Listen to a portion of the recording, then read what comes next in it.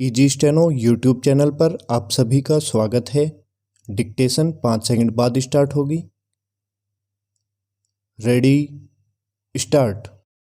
भारत और रूस के बीच शीर्ष स्तर पर हुई बातचीत का स्पष्ट संकेत यही है कि वैश्विक राजनीति भले अपने ढंग से चलती रहे, लेकिन दोनों देशों के रिश्तों पर उसका कोई असर नहीं पड़ने वाला। बीते शुक्रवार को प्रधानमंत्री नरेंद्र मोदी और रूस के राष्ट्रपति व्लादिमीर पुतिन के बीच फोन पर बात हुई। महत्वपूर्ण बात यह है कि यूक्रेन युद्ध के बाद से दोनों के बीच यह चौथा लंबा संवाद है। इससे भारत ने रूस विरोधी खेमे को स्पष्ट संदेश दे दिया है कि यूक्रेन संकट के मामले पर भारत अपनी तटस्थता की नीति पर ही चलता रहेगा और ऊर्जा सुरक्षा के हित सहित जो भी फैसले करेगा उनमें राष्ट्रहित सबसे ऊपर होगा। रूस भी भारत के इस रुख को समझ रहा है। वैसे भी भारत रूस के संबंध ऐतिहासिक है। रूस दशकों से भारत का सबसे बड़ा मददगार रहा है, खासतौर से भारत को सैन्य शक्ति बनाने में। जाहिर है, ऐसे में दुनिया की कोई ताकत दोनों देशों के बीच बढ़ते रिश्तों में आड़े नहीं आ सकती और भारत ने ऐसा करके दिखा भी दिया है। अमेरिका और पश्चिमी देशों ने रूस के विरोध के लिए भारत पर कम दबाव नहीं डाला, लेकिन भारत तटस्थता की नीति से डिगा नहीं।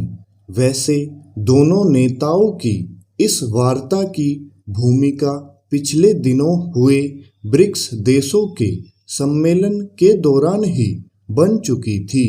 देखा जाए तो यूक्रेन संकट को लेकर रूस भी बहुत मजबूत स्थिति में है नहीं।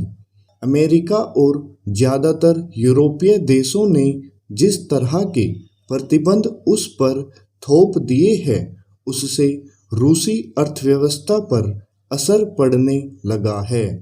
फिर युद्ध में रूस को भारी भरकम रकम खर्च करनी पड़ रही है। इससे भी उसकी घरेलू अर्थव्यवस्था प्रभावित हो रही है।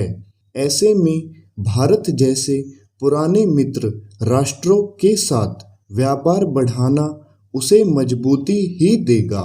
इस लिहाज से हाल में दोनों नेताओं की वार्ता बढ़ते कारोबारी रिश्तों को रेखांकित करती है। अभी चिंता की बात यह है कि यूक्रेन युद्ध की वजह से दुनिया भर में कच्चे तेल और गेहूं का संकट गहरा गया है। ज़्यादातर देश रूस और यूक्रेन से गेहूं तथा तेल खरीदते हैं। इसके अलावा रूस ज़्यादातर यूरोपीय देशों को प्राकृतिक गैस भी देता है, पर अब यूक्रेन एक तरह से तबाह हो चुका है। उसका कारोबार ठप हो गया है।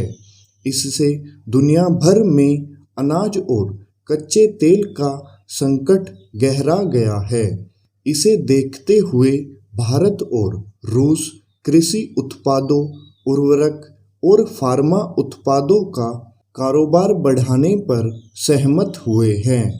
इसमें कोई संदेह नहीं कि जंग के मैदान में यूक्रेन भी रूस को जमकर छका रहा है। हालांकि रूस का पलड़ा भारी इसलिए है क्योंकि यूक्रेन के मुकाबले उसके पास कई गुना सैन्य शक्ति है।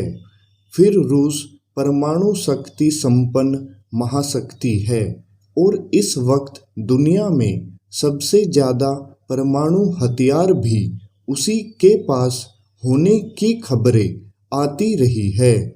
ऐसे में रूस को हरा पाना यूक्रेन के लिए आसान नहीं है, लेकिन विदेशी ताकतों के बल पर यूक्रेन जिस तरह से मैदान में टिका हुआ है वह भी कम बड़ी बात नहीं है। स्टॉप।